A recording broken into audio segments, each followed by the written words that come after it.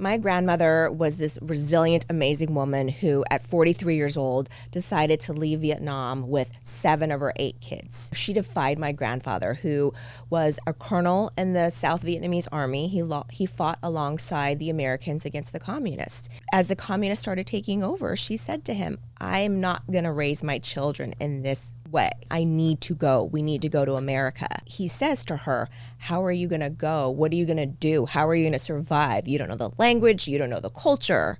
And she said, "I'm not going to stay here." So she figured out a way to get her kids to America for the chance at a better life.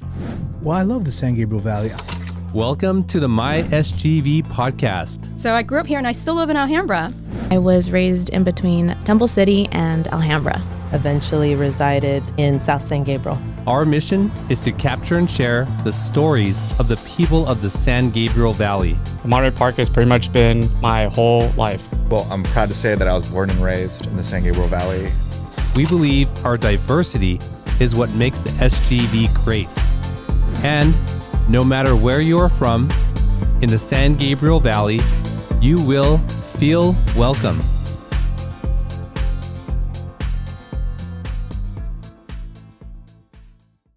All right, SGVers, welcome back to another episode of the My SGV podcast. Thank you for tuning in and spending this time with us. If you are new here, we bring you the stories of the people of the San Gabriel Valley. And if you are a returning listener, thank you so much for spending this time with us. We really, really do appreciate it. Well, Jamie, you're back in town, and having grown up here, but you've lived in New York for 2 decades. What's it like every time you come back and seeing like what's new and changed? It's different. You know, there's parts of it that's very familiar. And then I'm like, wow, I don't remember this being like this. I don't remember this building, this high rise. It's a different lifestyle. You know, I forget what it's like to be in and out of a car. I mean, I walk everywhere. So it's a complete lifestyle change. And it's nice to have family because I don't really have family outside my husband and daughter when I'm in New York City. I see. Are there some places that still look exactly the same as they did or that you go to when you come back every time? I mean, you know, when I drive the streets, some of it seems very familiar to me. And other times I'm like, wait, am I supposed to turn right here, left here? So I kind of find myself lost. But when you're driving down, I think it's Del Mar, and you see, I think it's Fairview, and you see that sign that says San Gabriel Village, that to me is just a reminder of what it was like when I was a kid, just driving around this area. And obviously like Huntington Drive, when I drive down, drive up and down Huntington Drive, like I just remember that as a kid so much. But Santa Anita Mall, where I spent so much time hanging out, oh my gosh, it's crazy. Yes. The explosion of just like the Asian American influence in that region or area is incredible. Oh yeah. Oh, you remember the time when the food court was like upstairs in the corner. There was like an orange Julius and and the hot dog on a stick. And you would see them like pumping making the lemonade. Yeah. Yes. And I remember thinking like, gosh, would I work there? If I was a teenager, would I be working there pumping that? Well, before we get into your story, Jamie, I want to say thank you to Paris Baguette for sponsoring the delicious pastries here each and every week for our guests. Whenever I go in there to pick them up, I look at everything, and it's such a temptation, to have to not get something. But thank you to them. Go check them out in the city of San Gabriel on Las Tunas, and say hi to Jason and the crew for us, and Joanna. Today's guest is a multi-Emmy award-winning journalist and newsroom leader with over 2 decades of experience in daily news and long-form investigations. She currently serves as the senior coordinating producer for CBS News and Stations, where she leads the consumer, business, and technology team, helping audiences make sense of everything from inflation to AI to online scams, all with the goal of keeping people informed, safe, and empowered. Her work goes beyond pocketbook issues.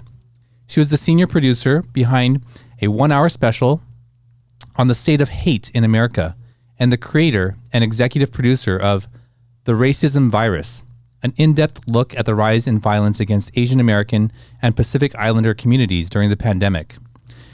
She was born and raised in the San Gabriel Valley, the daughter of Vietnamese refugees, and graduated from San Gabriel High School just down the street before earning honors at UC San Diego.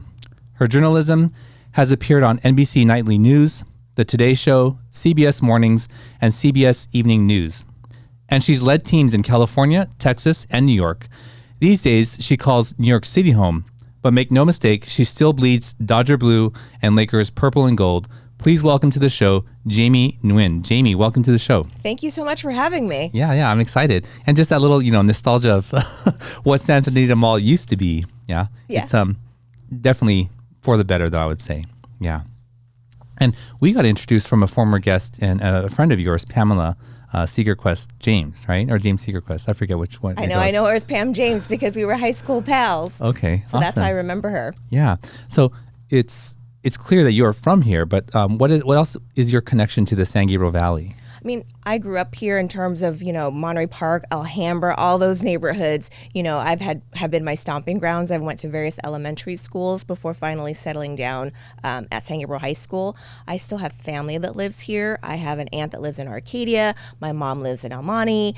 My other aunt lives in Montebello. So we're all sort of in this area. And I have another aunt in Diamond Bar. So this is our neck of the woods still. So you grew up in the city of San Gabriel? Yes. What was it like growing up here for you? It was interesting because I had the opportunity to either go to Mark Hippel High School or San Gabriel High School. And I ended up at San Gabriel High School. And part of it was my aunt lived on San Marino Avenue with my grandparents. And I wanted access to them. And it was an opportunity to just branch out. Mark Hippel High School was going to be a bunch of my elementary, middle school friends. This was an opportunity for a clean, fresh slate, fresh start. Oh, that's interesting because at that age, I would assume that most teenagers would want to stick around their friends. Why did you want to have a fresh start? I think that growing up, I never had like a true posse because I went from different schools. At one point I went to Emerson, another point I was at Rice, another point I was at, I can't even remember, Ramona. So I just always had different, we moved into different neighborhoods. So it meant to change in elementary school. So I just think at some juncture I was like, you know what, like I know these people, let's just go get a new identity, and figure things out. What did that mean for your friends though? Like you were just having to make new friends every time? Yeah. I think part of it too was like loneliness because I would make friends, but then I would leave. So there was really no one that, I look back, I don't have anyone that I really, really know as a school age kid that's known me all the way from like kindergarten on up. There's like different pockets of friends. Was that hard or hurtful, or were you just like, this is just how it is? It's just how it is, which is very different because for my daughter, who is now 13, I've tried to have so much consistency in her life, so much regularity, so much expectation in terms of like, I don't want to say rigid, but we created a schedule for her, because I think that kids need some sort of understanding and expectation set for them. Well, so did you have a voice at that time where you're like, Mom, Dad, I don't want to move? Or you like, were you aware that you didn't want this, or were you just okay with it? I think it was just life. I think we grew up in a generation where as kids, we didn't have a voice. We didn't have a choice. Our parents just sort of made decisions for us and we had to live with it, whether we liked it or not. And for me, I think it's different coming in, my mother remarried when I was a kid. So I had the option. I spent a lot of time with my grandmother living with her. So she was like I was grandma's girl. So I had different households all the time. I was going from my grandma's house to my mom's house and sleepovers at my aunt's house. So I was just sort of used to being on the move. Yeah. Okay. And what sort of kid were you? A curious kid, a rule follower. I was a very good kid. I did what I was told, but I for sure was already outspoken at an early age. So you define that because, that can mean a lot of things to a lot of people. I think I was always someone who was going to talk back. And I think that's the one thing that my grandmother and my mother used to like get on top of me for because they thought I was disrespectful because I was constantly like sharing my opinion or like pushing back on whatever they wanted to say, rolling my eyes. I had a lot of attitude, actually. Maybe with teachers I was very good, but at home I probably had a lot more attitude. That's so interesting. That term talking back doesn't exist in my household because we want our children to express themselves and express their needs, and we as adults need to be strong enough to accept them however they are, right? And I think that's a true parenting struggle because my daughter is pretty outspoken and a part of me is very glad to hear her use her voice. But another part of me is like, just do as I say, because we've like been there. We know what it's like. And as parents, we want to protect our kids from some of the heartache that we've experienced, some of the problems and trauma that we encountered. We want to guide them, but they have to learn it on their own. Sure. And so you chose to go to San Gabriel High School. You're with your grandma. And what was that like for you? San Gabriel High School was interesting. I think freshman year, I was just sort of like starting to figure it out, who I was, who my friends were. And slowly I started finding my voice there and my place. I think I was very active in like student council and, as nerdy as it was, I was editor in chief. But those are things that sort of like spoke to me. I needed activity. I didn't want to just sit at home. And I think as a product of immigrant parents, you don't get exposed a lot. So school was the place where you got to see and experience things that you normally wouldn't at home. For a child who's outspoken or talking back as you described, that to me conveys a sense of like fairness and justice. Is that correct? Yeah. I mean, I think seeing sometimes people being underserved or, not being respected makes my blood boil. And I did have a point where I thought, gosh, I want to go to law school. I want to give voice to the voiceless, fight for rights for people who don't have them. And part of it is just watching my mom. She, came to the U.S. She was pregnant with me when she came to the U.S. And just seeing her try to figure out her place in this country, finding that she was someone who was very sheltered and, quiet, I feel like I wanted to be the opposite of that. And that's sort of where I found my voice, because even now, if we go to a restaurant, my mom still wants me to order for her, and I understand and I do it, but I wish that she would use her voice, like that she feels empowered. So for me, I want my daughter to be empowered. At a young age, I would say, we can talk it out about what she wants, whether it's like nuggets or whatever, but I would say make sure when the waitress comes, you look them in the eye and you tell them exactly what you want. I'm not going to tell them. You tell them. So your voice was sort of born by seeing your mother and wishing that she would have a stronger voice. Were there any other instances in your young life where you saw injustice and you're like, that is not right? My grandmother, right? My grandmother was this resilient, amazing woman who at 43 years old decided to leave Vietnam with 7 of her 8 kids. She defied my grandfather, who was a colonel in the South Vietnamese army. He fought alongside the Americans against the communists. And he traveled a lot for work, so every now and then he'd be home. And as the communists started taking over, she said to him, I'm not going to raise my children in this way, and I need to go. We need to go to America. And she tells the story about how he says to her, how are you going to go? What are you going to do? How are you going to survive? You don't know the language. You don't know the culture. And she said, I'm not going to stay here. So she figured out a way to get her kids to America for the chance at a better life. And so when she got here, I saw the humility in her life experience. I didn't appreciate it, at the time, but looking back, she gave up a privileged life to come here with barely anything. The roots of what you have now are deep in your family, and it sounds like with your grandma. Yeah, I think I've been empowered by powerful women. I mean, at 43, to just decide to leave the life she had a privileged life. I mean, they had chauffeurs, maids, helpers, and she came with nothing to the United States. And I think, she had to start working. They were sponsored by a church family or, a church group, and a family took them on to be their sponsor family to help them get acclimated to life in the States. My grandmother started to have to work. She had to learn how to sew. That's how they earned some money. She had to cook, all these things that she didn't have to do before. Did she share with you what that journey was like from deciding, okay, now I'm going to go and trying to get here? I mean, it's treacherous. I mean, I think that she had to figure out a way. They managed to get on a boat. I think their chauffeur helped drive them to an area, and they were able to get on a boat. And from that boat, they were always scared of the pirates being attacked.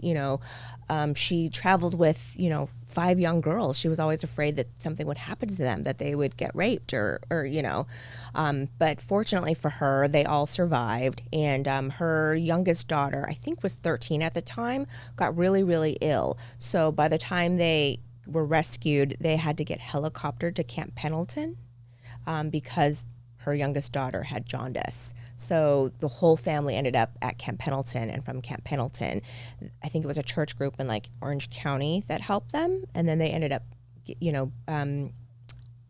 moving to the valley. So before we were the San Gabriel Valley, we were the true valley. So I was born in Canoga Park, West Hills Hospital, so I'm a true valley girl. So when you first met me, when I was younger, I would use the word like all the time. Like, totally. Sometimes it comes out, but that was really who I was back then. It's beautiful that you have that story from your grandma.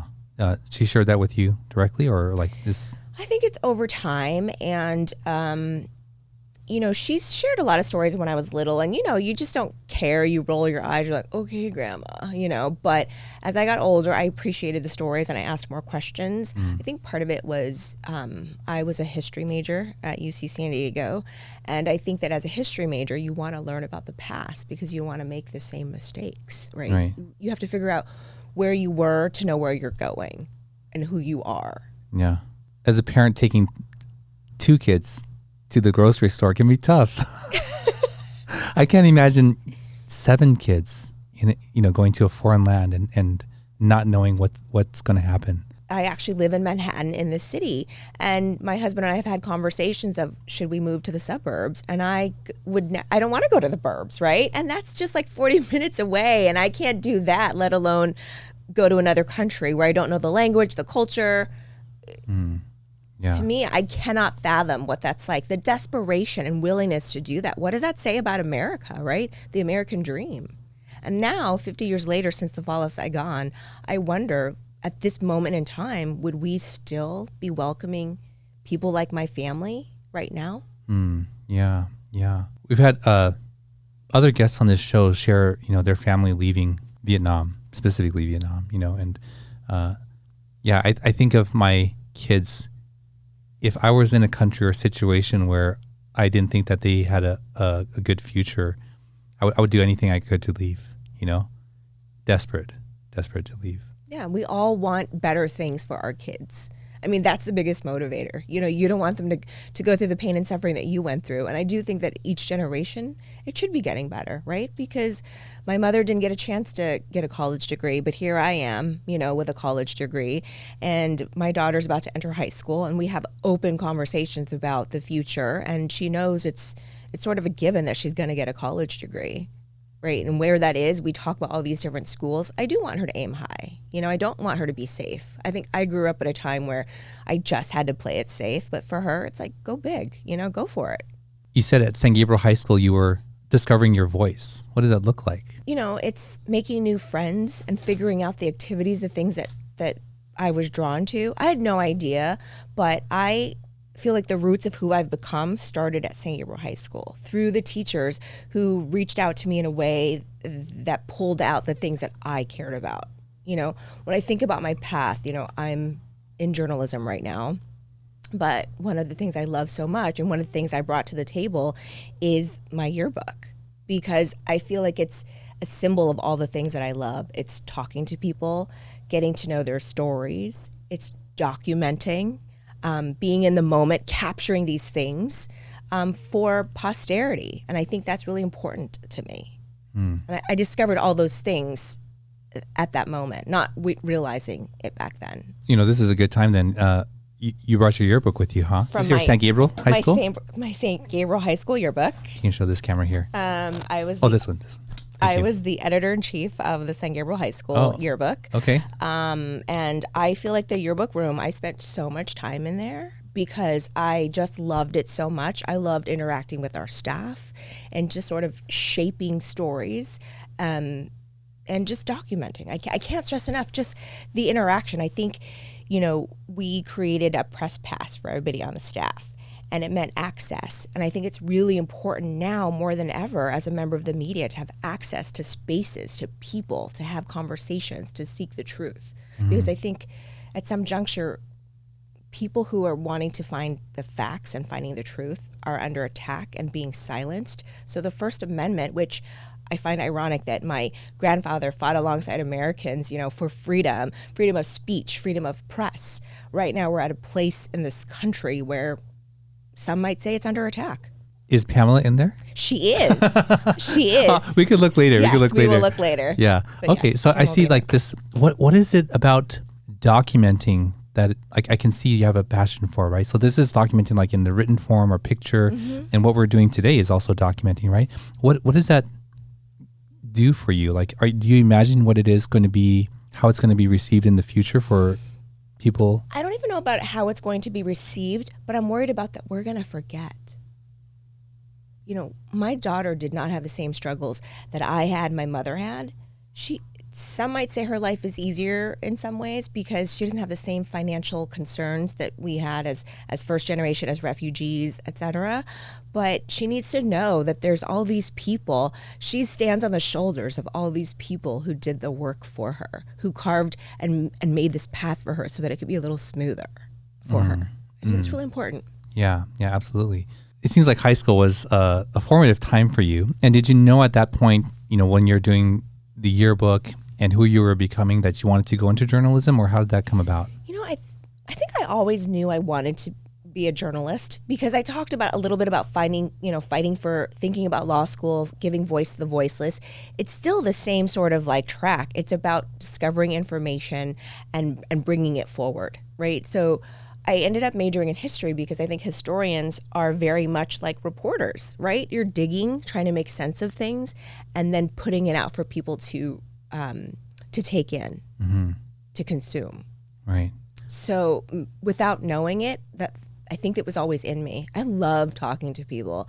I'm one of those people that, like, if you sat down next to me, there's a chance I'm going to strike up a conversation with you and find something interesting about you. Just a random stranger. Like, if you're flying, you're going to talk to the person next to you? I mean, it depends on my mood because if my flight is late, I might just want to sleep. But I make eye contact with people because you never know someone's story. Even on the subway, you never know who you're sitting next to or standing next to. It could be the most powerful person or just someone who's having a bad day, and having a conversation with them so they feel seen and heard can make all the difference.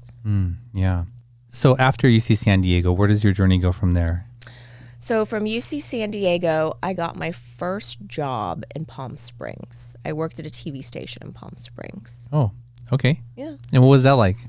So it was my first job, and I was very lucky. My first job was I was a producer, but I was the overnight producer. So I produced the 6 a.m. news. And most people don't think about it, but it takes 8+ hours to put together a newscast. So when everyone was going to sleep, I was rolling in at 9, 10 o'clock at night to put together a newscast that people would wake up to and watch.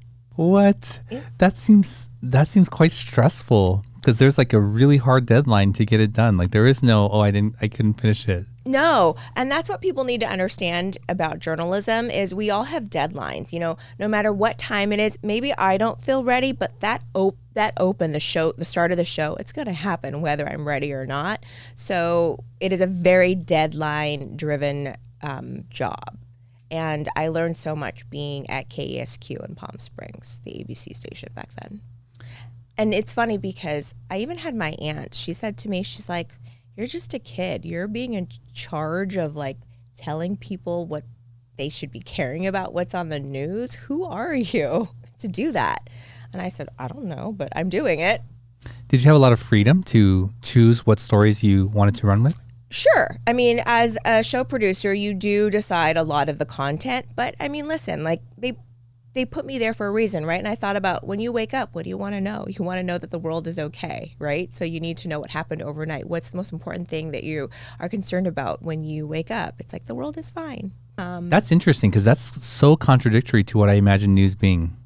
I imagine news being telling people that the world is not fine and you should be afraid. And here's all the things that, I mean, to be scared of. But I think you have to be cognizant in that, like, someone is waking up, you don't want to hit them with tragedy after tragedy, right? Like, the world is there's good and bad, and you have to have a little bit of everything. It's almost like a meal. You can't just always have the sweets. You have to have some sweet, some savory, some protein, some vegetable. So it's a mixture. So you have to be, I feel like it's such a turnoff when you wake up. And listen, things happen, of course, but there are good things in the world. And so I tried to put good things out there too. Because at the end of the day, I think people are inherently good. Was there a cause at that time that really moved you, that you were wanting to bring light on?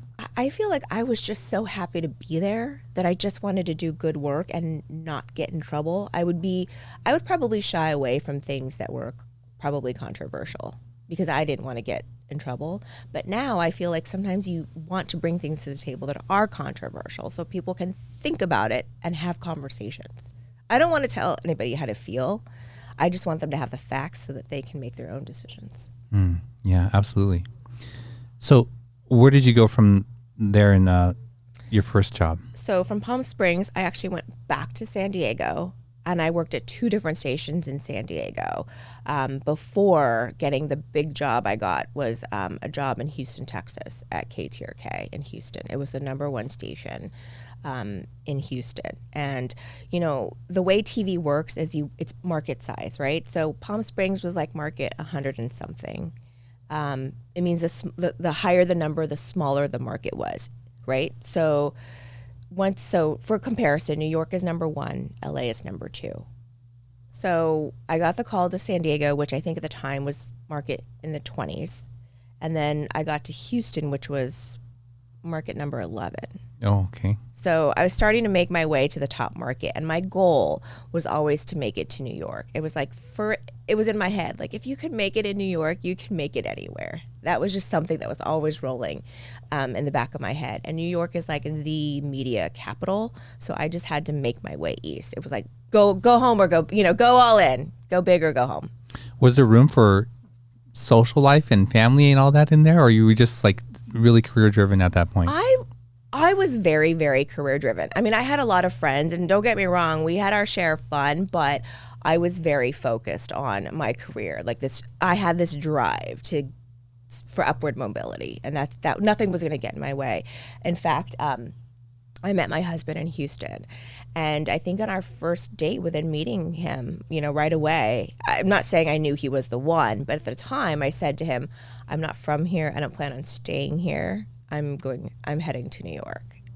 And he was okay with that, obviously. I mean, yeah, I just felt like I had nothing to lose, like I just had to that was my dream, and that was happening.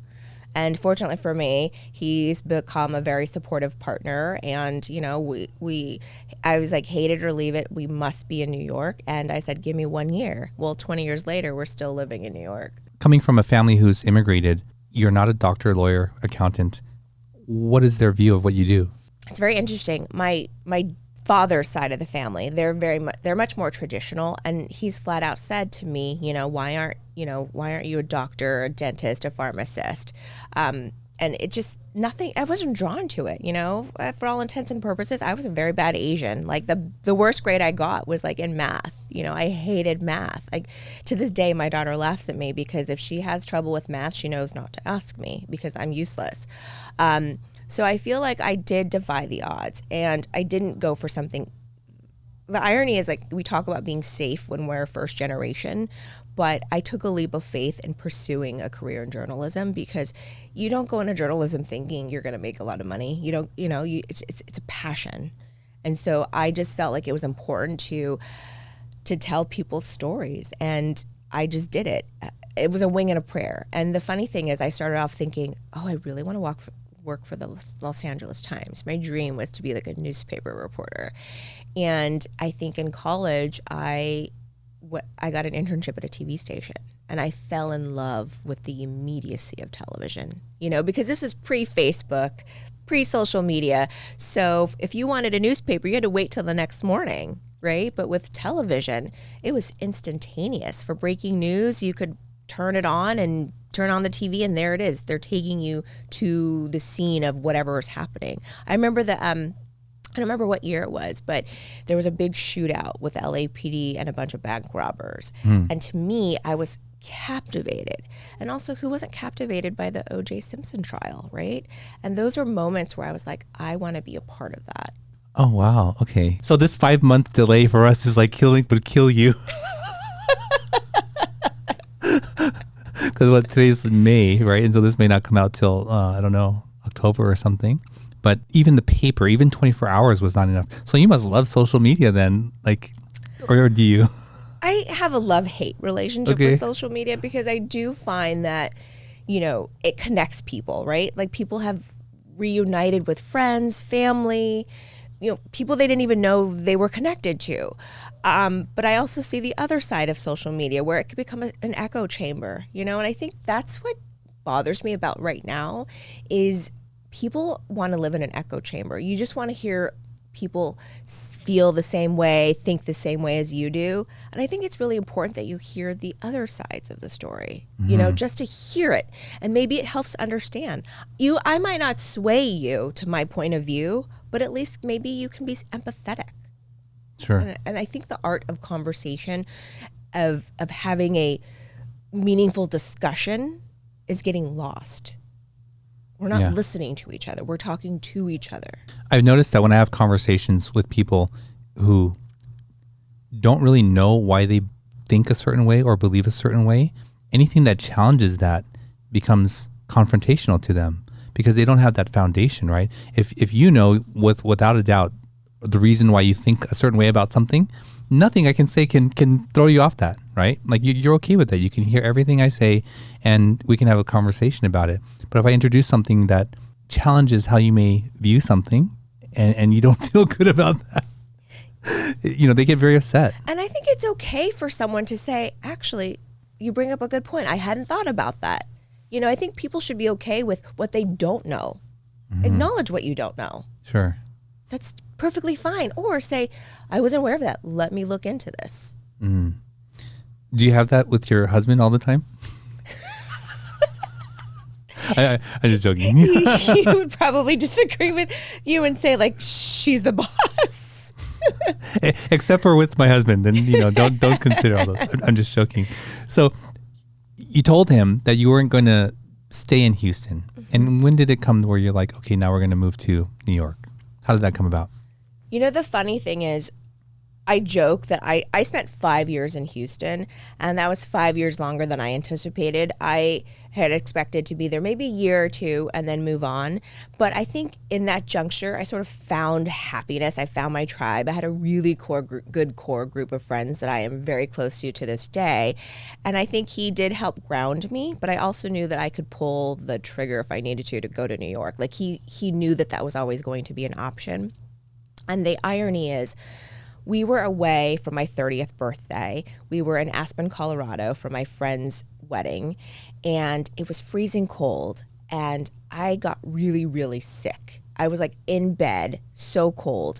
He went out in the snow to go get like medication for me and soup and all this stuff. And I had this moment of clarity where I was like talking to myself, and I'm like, Jamie, what the F is wrong with you?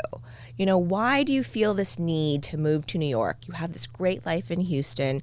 You're about to marry this amazing man who like dotes on you, who goes out in the snow, to get you what you need. Why can't you just be happy? And in that moment, shortly after I had that thought, I got a phone call. And that phone call was for a job in New York. Wow.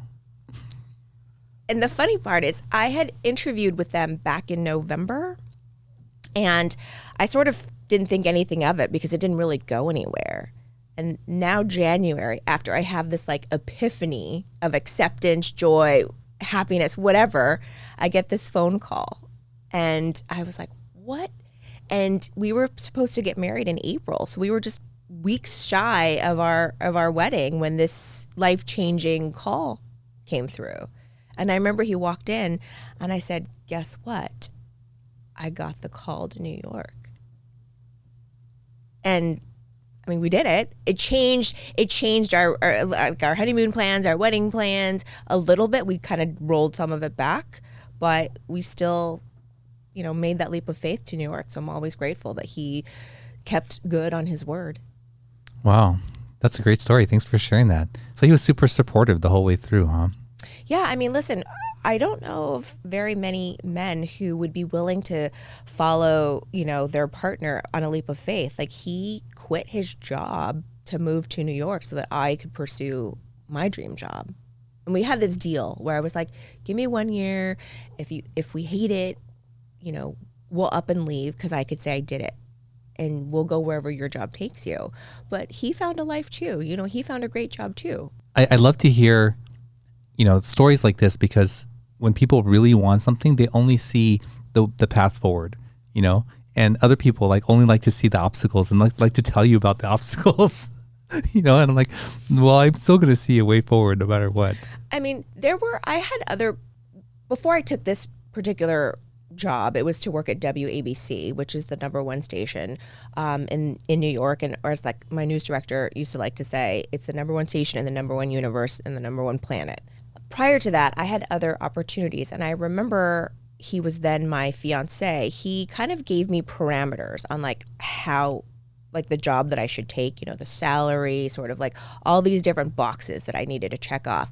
And there was one job in particular right before this one that I really, really wanted to take. And I remember he was so mad at me because he didn't want to tell me no, but it didn't check all the boxes. Like they weren't going to give me the moving package that I should have gotten. The salary was like way less. But yet I was so dead set on moving to New York. And a part of me was like, what if that's my only chance? What if that's my only opportunity? I came to my own realization that like I couldn't take that job because it just wasn't right at the end of the day. I was going to have to make too many concessions to take that job. And I remember when I called to turn down the job, the person on the other end said, you must not be that hungry after all. And when I was told that, it made me even more happy that I didn't take the job. Yeah, absolutely. Oh my gosh. I don't want to work for someone like that. Yeah. Holy crap. And so the job that I did end up accepting was amazing. They rolled out the red carpet. I got a moving package. The salary was right. They had me come out and like go apartment hunting. So it was just all these things that, you know, I needed to make me feel good about taking this job. I'm glad that you had that same realization, right? Because as soon as you said that, what they said, I was like, oh my gosh. Yeah. But again, I do appreciate my then fiance he didn't tell me he didn't tell me what to do because I had to come to that decision myself. But he did say, you want to take this job, we're going to be in the red. Like how much, I don't know how long I'm going to end up supporting you, you know? And again, it's so hard when you think it's your dream and you think it's your only opportunity. But the lesson is you have to come to your own conclusions, but you have to trust your gut. And at the end of the day, I knew it wasn't the right choice. I just needed a little bit of time to get there. Sometimes you just think this is it. This is your only chance. And I had to realize that like, okay, is it really my only chance? And if so, like how good of a chance is it? How good of an opportunity is it? And again, the way her response when I said no to the job just made me feel so good about turning down the job. Yeah, absolutely. Well, Jamie, I want to get into more of your story, particularly now that you're in New York, right, in this part. But let's take a quick break and we'll be right back. Sometimes, even the best of us can slip up. That's why the law offices of Scott Wormuth are here to pick you back up again. And while they strive to get you the biggest compensation possible, oh my gosh! Their main concern is your health and recovery. They work closely with doctors and insurance companies to make sure you get the proper medical treatment. Initial consultations are free, so give them a call. At the law offices of Scott Wormuth, we're with you all the way.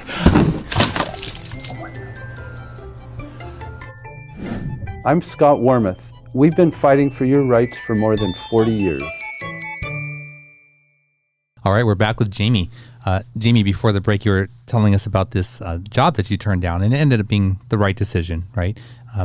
Before we move on with your story, though, we'd like to ask questions from this deck of cards called Icebreakers, and they're just a fun way for us to get to know each other a little bit more. So, Jamie, if you could go back in time, what one thing would you tell your teenage self? That everything's going to be okay. Don't freak out. You know, all your insecurities, am I good enough? Like, am I smart enough? What's going to happen? It's going to be fine. You don't need to peak in high school. Yeah, that's great. I would tell myself, don't give up your car.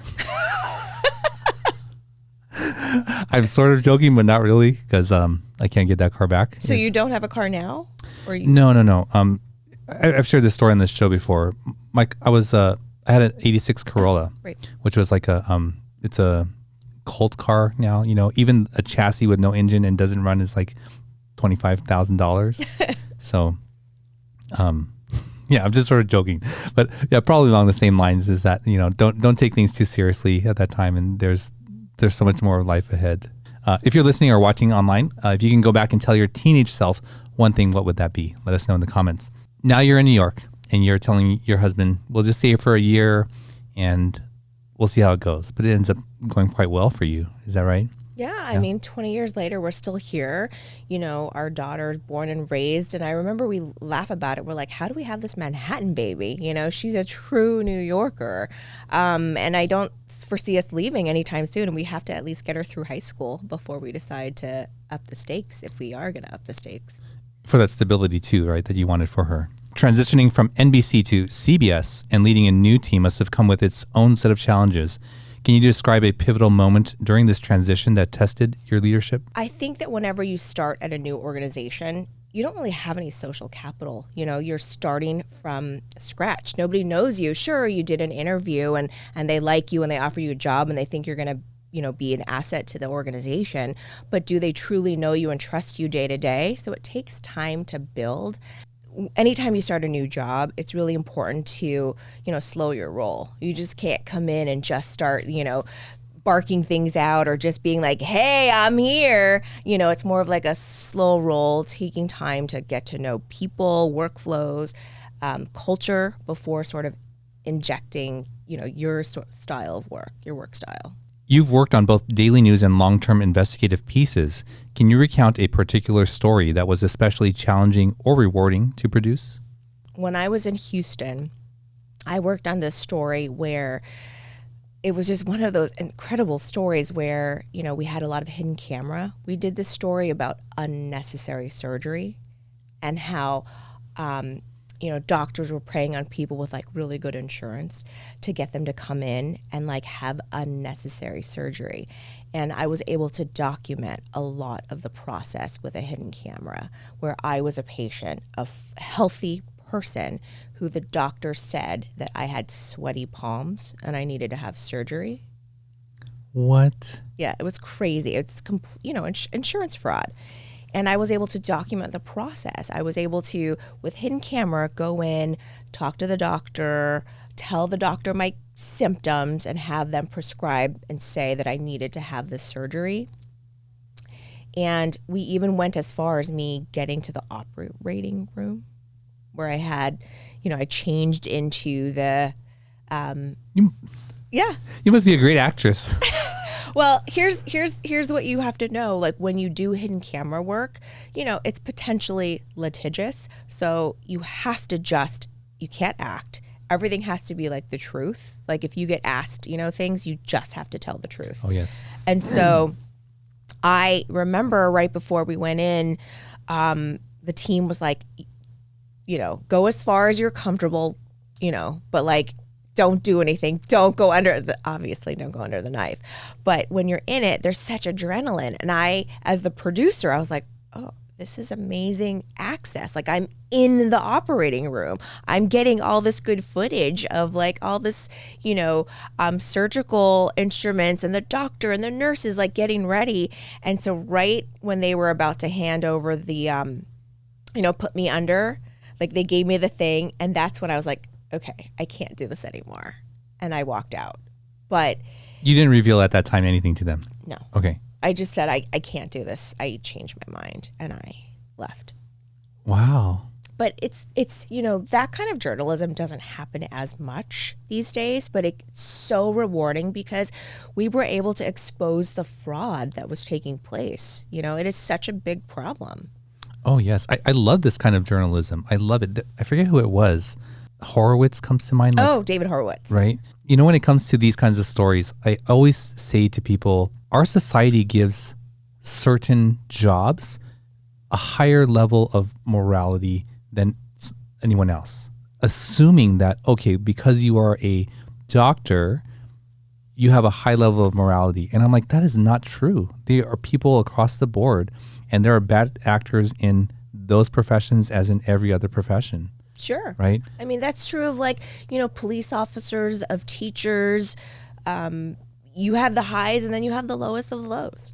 I feel so sad that, like, especially in those positions where you would hope that they have a certain level of morality, right?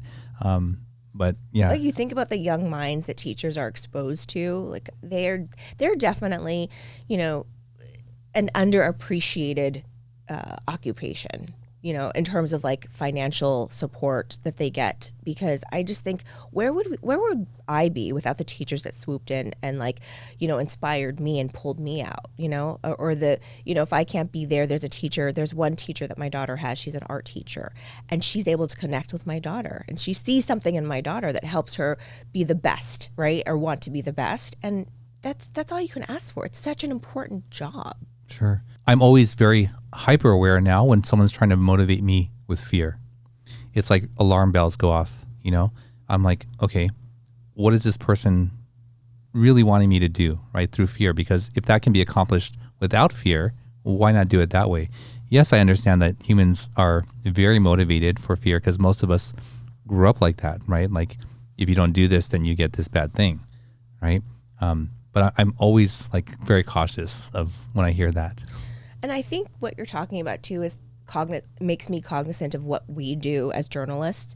My job isn't to scare you, but it's to tell you what's happening, right? So hopefully the tone of it isn't to, we're living right now in a time of a lot of uncertainty in terms of like tariffs, right? Like what's happening, how much are people going to pay for their next car, or like how much more a grocery is going to go up. But I think it's important to put it all in perspective, is that like, this is a moment in time. There's an economic policy that's being worked on. It's shifting regularly. So if you're someone who's about to retire or thinking about your 401k, like it's not something to act out of fear, right? Give it some thought, because things shift so quickly. Yeah, and one has to be able to discern that difference, right? Like what is information that can be scary, and what is manipulation to induce fear. Those are very different things. Right. Balancing a demanding career with family life is no small feat. How has your role as a mother influenced your perspective on the stories you choose to tell? I try to think of stories as, is this something that I could show my daughter? Is this something that she would be proud of, for her to know that her mother was a part of this? One of the job hazards, I think, for her is I come home and I want her to be educated. I want to be transparent about things. So maybe sometimes I probably tell her too much. And when she finally got a phone, she was like very aware of privacy. She'd be like, Mom, I'm not posting my real name. I'm not posting my address. I'm not going to post any pictures. So she's, I'm not going to get scammed, I promise. So, I really just want to educate her and make sure she's aware of the choices that she's making and then the consequences of that choice. The racism virus was a powerful special during a critical time. What personal experiences or observations motivated you to create this program, and how did it impact you personally? It was a very interesting time, because when that was happening, everybody was siloed. We weren't in office, right? And there's not that very many Asian Americans in a newsroom still, sadly. And, you started seeing these images of, elderly Asians being attacked, right? And TV is a visual medium. And I think for so long as a journalist, you're taught to be like unbiased, right? Just come in with the facts. But for me, I was witnessing things that maybe other people didn't, weren't even aware. So when I was in an editorial meeting, I remember talking to the group, and again, not a lot of Asians in the room. I said, I want to share with you something that is very personal to me that you may not be aware of, but Asian Americans aren't feeling safe right now. Like, I worry about my mother going to the grocery store. It's not just about COVID, but she could be attacked. And I think there was a silence in the room because they just weren't aware. It wasn't part of their community. It's not their fault. But it was in that moment that I realized I have a responsibility.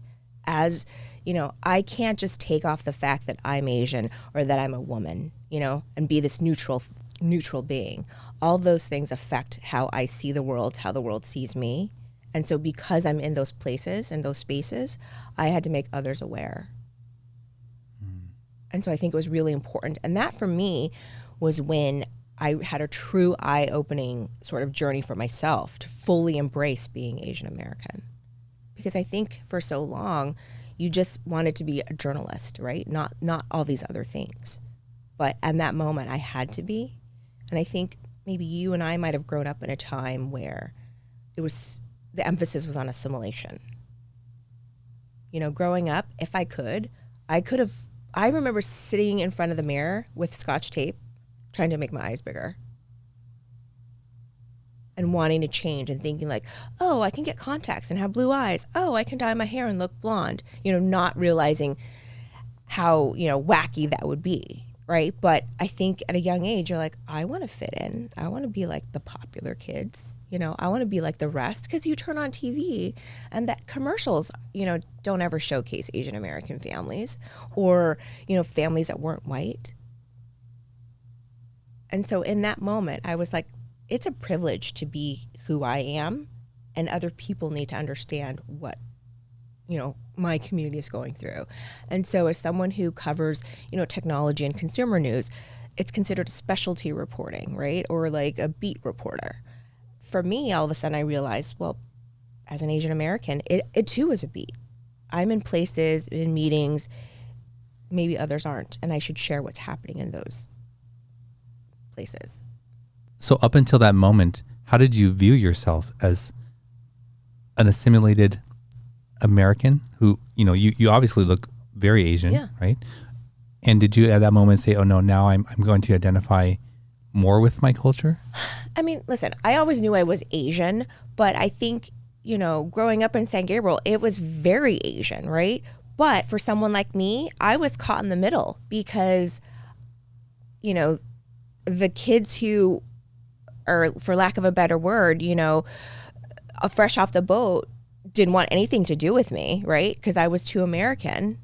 But then the white kids, I would get told, like, you don't sound Asian, right? Or I'd be called Twinkie, right? Yellow on the outside, white on the inside. So you're walking in this, like, in-between space. Yeah. Not Asian enough, not white enough. Yeah. So, and you think about, a movie that I actually just showed my daughter and she could not stomach it was 16 Candles. She couldn't stomach it. Because of Long Duck Dong.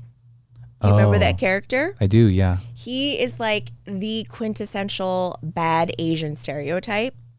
And she just watched it last weekend. And she was like, I cannot finish this. This is so enraging, right? And I should say my daughter is mixed. She is, we call her our Cubanese American baby because my husband's Cuban American and I'm Vietnamese American. She couldn't stomach the stereotype of Long Duck Dong. And I was so glad that she saw that for herself. And I think that movie was so damaging to Asian men of that generation. Because he was a laughingstock, right? And as an Asian woman, would I want to be with an Asian man who was seen that way? You wanted Jake Ryan. And so for her to come to that realization and see it without me having to tell her, says to me the world is a different place, because that movie would never be embraced today. Yeah, absolutely. Well, I never considered how that affected me as well, right? As an Asian man. Oh, I mean, one thing that I think I regret is that I never actually dated an Asian guy. And I think that part of it is things like Long Duck Dong, and also that being the first generation, you just wanted to be like everybody else. You just wanted to be, you were othered. So then you felt like you wanted to go with what was like the prize subconsciously. I don't think I wasn't aware of it at the time. Well, my mom intentionally did not put me in Japanese school growing up. She intentionally put me in Boy Scouts and baseball and basketball. She intentionally made me the American kid. Yeah. Right. And I remember I was with my friend Takashi, and his friends from Japan were in town, and we were in Little Tokyo having a meal, and they were all speaking Japanese, and I could see their mannerisms and everything. I was like, I'm not that. Yeah.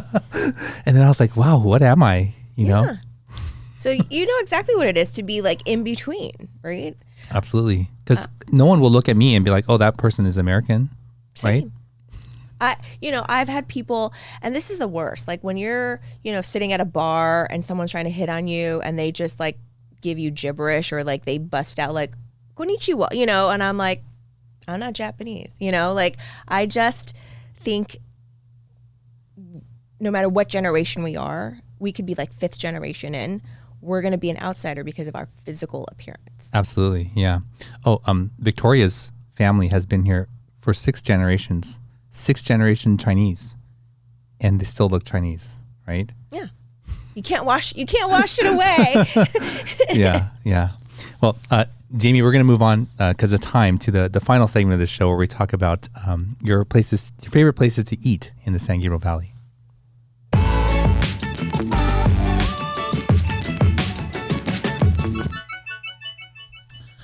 All right, Jamie, this is the SGV 3, and we get to learn your 3 favorite places to eat. This is really, really hard. Yes, and I know. I'm going to try to cheat. Oh, no. Okay. Well, people have cheated before, so. So obviously everybody loves Newport seafood. Okay. That I love their lobster, and you can just, it's finger licking good.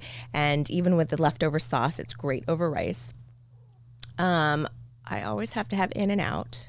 I've been on the East Coast long enough, but like Five Guys or Shake Shack just still doesn't compare to my In-N-Out. And what's your go-to order?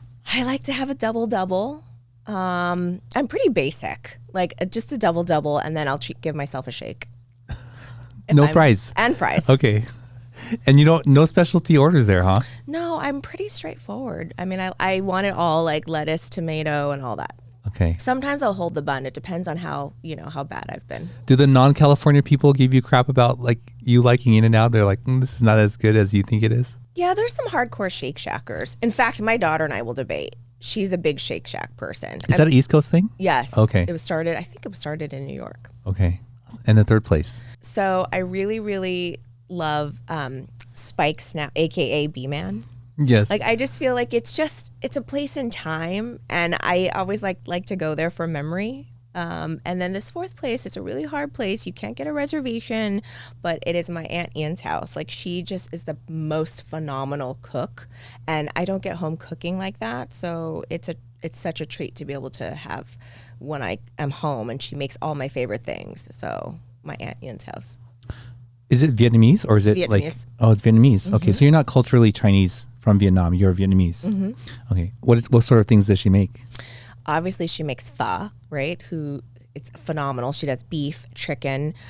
She makes a very simple dish that's like a daily meal that I just never know how to make, but it's like a chicken and mushroom that I love the sauce. I love everything about it. And she makes it for me every time I come home. Does she make bun sale? She does. She does a very good bun sale. Oh my gosh. Actually, that was my grandmother's specialty when she was alive. It's one of my favorite dishes, and a lot of the places have pulled it off their menu, right? Because I guess it takes long, or not a lot of people order it. Well, it's also really, really hard to make because it's like that little crepe sort of thing. It can be too thick, and then like if you don't have the right consistency, forget it. Game over. It's not as good. Okay, so you like it. Of Is there a course, place I that you love like it. it here at a restaurant? My aunt's house. I might just have to see if she can. You can get a special invite. Okay. Yeah, I love bun sale. I would say that I was very, very surprised by Summerall's bun sale. Have you tried it? I have not, because when I go to Summerall, I eat the Summerall. Yes. Okay, try it there. It's a seafood bun sale with the shrimp, squid. I know. At first, I was like, I don't know that sounds good. It is amazing. Okay, I'm gonna try it. Actually, Summerall is actually like on my list too. Okay. Of places. Well, you weren't so bad as a cheater. One person came on here and was like, "Oh, I have 3 categories, and each category has 2 or 3." I was like, "Oh my gosh." Okay. So, well, sorry, were you gonna say something? I was just gonna say, obviously, I didn't appreciate all the home cooking and the Asian food when I was living here. But now that I've been away, when I come back here, it's like all I can eat. That's all I want, because you can't replicate what's available here anywhere, even in New York. No. And you mentioned Spike's, which is just right next door, or was right next door, and I remember it was always very smoky in there. Like you can smell it from down the street. Yes. When you're like driving down San Gabriel Boulevard with your windows down, you could be like, "Oh, Spike's, we're right by Spike's." You can smell it, and that's how you'd be like, "Forget it, let's go. We have to go to the drive-through with the potato salad on the side." I think this was a 76 station. Yeah, right. I think you're right. Remember that? Yeah. Well, Jamie, thank you so much for coming and making time to come to the show. I really do appreciate it. If people want to get in touch with you, what's the best way to do that? You can find me on Instagram. It's Jamie Nguyen TV. So hit me up and tell me your story. Maybe you'll see it on TV. Wonderful. Well, Jamie, thank you so much for being here. I Thanks appreciate for having it. me. Well, there you go. Another episode in the books. I really hope you enjoyed this episode. I got a lot from it. Just hearing the passion from Jamie to tell these stories, to document them, and the openness to have conversations and just lay out truth and let people decide, for themselves. I think that is very important and very missing in society. If you're not being challenged in your thought, that's probably something to consider, right? Like, are you not among people who are going to introduce new ideas to you? Yeah, and that's probably going to be an area of stagnation rather than growth. So thank you for spending this time with us. If you like this kind of content, please subscribe. Don't forget to like and share if you want to see the full catalog of episodes on our website, mysgv.net. And until next week, we'll see you then. Thank you for joining us on the MySGV podcast. Check out more of our content on our website, mysgv.net. This show was produced by Scott Wormuth, directed by Russell Mano, edited by Victoria Allers, and original music by Yone OG. If you'd like to join us next week as we capture and share more stories from our diverse community, feel welcome. Nice mother. No, kind of mother.